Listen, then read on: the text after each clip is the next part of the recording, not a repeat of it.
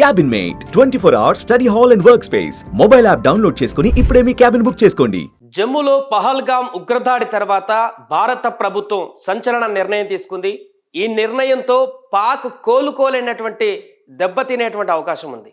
ఒక రకంగా చెప్పాలంటే పాక్ ఎడారిగా మారేటువంటి పరిస్థితి.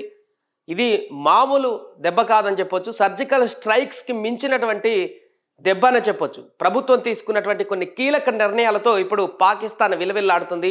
ఏం చేయాలో అర్థం కాక దిక్కుతోచని స్థితిలో గిలగిల కొట్టుకుంటుంది. అయితే దాడి జరిగినటువంటి తర్వాత పాకిస్తాన్లో కరాచీ నుంచి ప్రత్యేక విమానాలు లాహోర్కి సరిహద్దు ప్రాంతాలకు మోహరించి, అంటే మరలా అలాంటి సర్జికల్ స్ట్రైక్ దాడి జరుగుతుందేమో, భారత ప్రభుత్వం నుంచి సైన్యం వచ్చి దేశంలోకి ప్రవేశించి ఉగ్ర స్థావరాలపైన దాడి చేస్తుందేమో అని భయపడి అక్కడికి మోహరించినటువంటి పరిస్థితితో వణికి మోహరించింది పాకిస్తాన్ సైన్యం. కానీ అసలు ఊహించినటువంటి విధంగా దెబ్బ కొట్టింది భారత్. కొన్ని కీలక నిర్ణయాలతో దౌత్యపరంగా ఇప్పటికే ఆర్థికంగా కుదేలవుతున్నటువంటి పాకిస్తాన్ని చిన్నాభిన్నం చేసేటువంటి నిర్ణయాల దిశగా భారత ప్రభుత్వం తీసుకుంది. అంతేకాకుండా మరొక భారీ నిర్ణయం దిశగా అడుగులు వేయబోతుంది. ప్రస్తుతం నిన్న తీసుకున్నటువంటి సంచలన నిర్ణయాలకు సంబంధించిన వివరాలు చూద్దాం. కొన్ని కీలక నిర్ణయాలు, దాంట్లో 5 ఉన్నాయి. ఒకటి, పాకిస్తాన్ కుదుర్చుకున్నటువంటి సింధు నది జలాల ఒప్పందం 1960ని పూర్తిగా రద్దు చేసింది. దీంతో ఇక నుంచి పాకిస్తాన్కి మన దేశం నుంచి వెళ్ళేటువంటి సింధు జలాల నుంచి వాటర్ పూర్తిగా బంద్ అవుతుంది. అటారీలో ఇంటిగ్రేటెడ్ చెక్ పోస్ట్ తక్షణమే మూసివేత, సరైన ధృవపత్రాలతో భారత్కు వచ్చిన వాళ్ళు మే 1 లోపు తిరిగి వెళ్ళాలని ఆదేశం. సో అక్కడ అటారీ ఇంటిగ్రేటెడ్ చెక్ పోస్ట్ కూడా మూత. సార్క్ వీసా మినహాయింపు పథకం, ఇక దీని కింద పాకిస్తాన్ జాతీయులకు భారత్లోకి ప్రవేశం లేదు. దీని కింద గతంలో ఇచ్చినటువంటి వీసాలు రద్దు చేసింది. ఈ వీసాల కింద ఇప్పటికే భారత్లో ఉన్న పాక్ పౌరులు 48 గంటల్లో ఇక్కడ ఉన్నటువంటి పాక్ పౌరులంతా కూడా వెంటనే ఇక్కడి నుంచి వెళ్లాల్సిన పరిస్థితి. భారత్లోని పాక్ హైకమిషన్లో ఉన్న సైనిక వాయు నౌకాదళ సలహాదారులు వారం రోజుల్లో దేశం వీడాలని ఆదేశం. అదే సమయంలో భారత్ సైతం ఇస్లామాబాద్లో ఉన్న త్రివిధ దళాల సలహాదారుల్ని ఉపసంహరించుకుంటుందని వెల్లడి. ఇరువైపులా దౌత్య కార్యాలయాలలో సిబ్బంది 55 నుంచి 30కి కుదించాలని నిర్ణయం. మే 1వ తేదీ నుంచి ఇది అమల్లోకి వస్తుందని స్పష్టీకరణ. సో దీంట్లో ఇప్పుడు ప్రధానమైనటువంటి నిర్ణయాలు, పాకిస్తాన్కి ఇంకా పాకిస్తానీలకు భారత్లోకి అడుగు పెట్టడానికి వీలేదు. వాళ్ళ వీసాలు కూడా పూర్తిగా రద్దు చేసేటువంటి పరిస్థితి. ఇప్పుడు ఉన్నటువంటి వాళ్ళు కూడా వెంటనే 48 గంటల్లో మీరు ఇక్కడి నుంచి వెళ్ళిపోవాలనేటువంటి హుకుం జారీ చేశారు. రెండవది, సింధు నది జలాలు. ఇదే అతి కీలకమైనటువంటి స్టెప్. 1960 నుంచి నడుస్తున్నటువంటి ఈ ఒప్పందం ఇది ఇప్పటిది కాదు, అప్పటి నుంచి కూడా మన దేశం నుంచి ప్రవహించేటువంటి టిబెట్లో మొదలైనటువంటి సింధు నది జలాలు మన దేశం నుంచి పాకిస్తాన్లోకి ఎంటర్ అయ్యి అక్కడి నుంచి బయటకు వెళ్తుంది. చాలా పెద్ద నది ఇది. సో ఈ నది సంబంధించి ఒప్పందాలు 1960లో జరిగాయి. దీని ప్రకారం 3 ఉపనదులు సింధుకు ఉంటాయి, రావి, సట్లెజ్. దానికి సంబంధించిన మ్యాప్ ఒకసారి చూద్దాం. సో ఈ 3 నదులకు సంబంధించి ఒప్పందాలు జరిగాయి. 3 ఇండియా షేర్ చేసుకుంటే 3 పాకిస్తాన్ షేర్ చేసుకునేలాగా రావి, సట్లెజ్, అలాగే సింధు నది టిబెట్ నుంచి ప్రవహించేటువంటి సింధు నది ఇది ఇక్కడ ఉపనదులుగా మారి బియాస్, సట్లెజ్, చినాబ్, రవి, జీలం నదులుగా మారి తర్వాత ఇటు పాకిస్తాన్లోకి ఎంటర్ అవుతుంది సింధు నదిగా.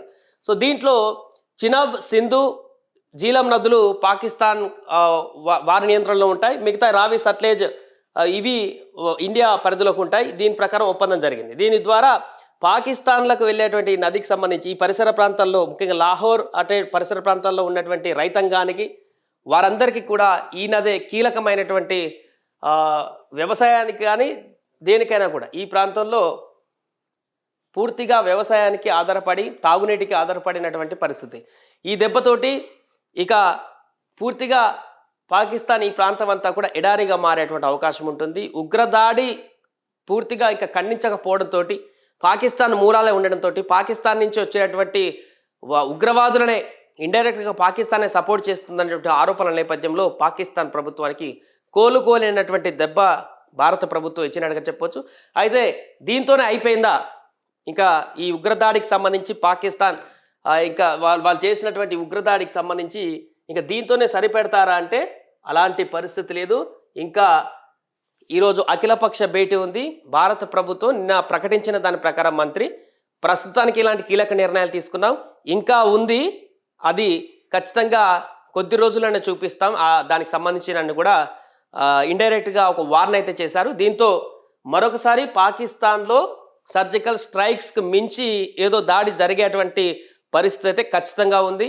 ఉగ్రవాదులందరినీ ఏరి పడేసేటువంటి అవకాశం ఉంది. ముఖ్యంగా పీఓకే ఏదైతే ఉందో పాక్ ఆక్రమిత కాశ్మీర్ ఆ ప్రాంతంలో ఫస్ట్ ఒక ఆపరేషన్ చేసేటువంటి దిశగా ఇప్పటికే సైన్యం కూడా కసరత్తు చేస్తున్నట్టు కనపడుతుంది. అక్కడ ఉన్నటువంటి ఉగ్రవాద కార్యకలాపాలు చేసేటువంటి వ్యక్తులు కానీ వాళ్ళకి కోఆపరేట్ చేసేటువంటి వ్యక్తులు కానీ ఫస్ట్ జమ్మూలో మొత్తం క్లీన్ చేసేటువంటి పరిస్థితి దిశగా ఒక ఆపరేషన్ చేసేటువంటి అవకాశం ఉన్నట్టు కనపడుతుంది. ఆ తర్వాత ఈ జమ్మూ మన దేశంలోకి ఉగ్రవాద కార్యకలాపాలను ప్రోత్సహించి ఇక్కడ ఉన్నటువంటి వారిని పాకిస్తాన్లో ఉన్నటువంటి ఉగ్రవాద కార్యకలాపాలు ఏదైతే ఉన్నాయో వాటిపైన కూడా దాడి జరిగేటువంటి అవకాశం అయితే మాకు స్పష్టంగా కనిపిస్తుంది. ఏదేమైనా కూడా కేంద్ర ప్రభుత్వం తాజాగా తీసుకున్నటువంటి నిర్ణయంతో అయితే పాకిస్తాన్ ఉక్కిరిబిక్కిరి అవుతుందని చెప్పాలి.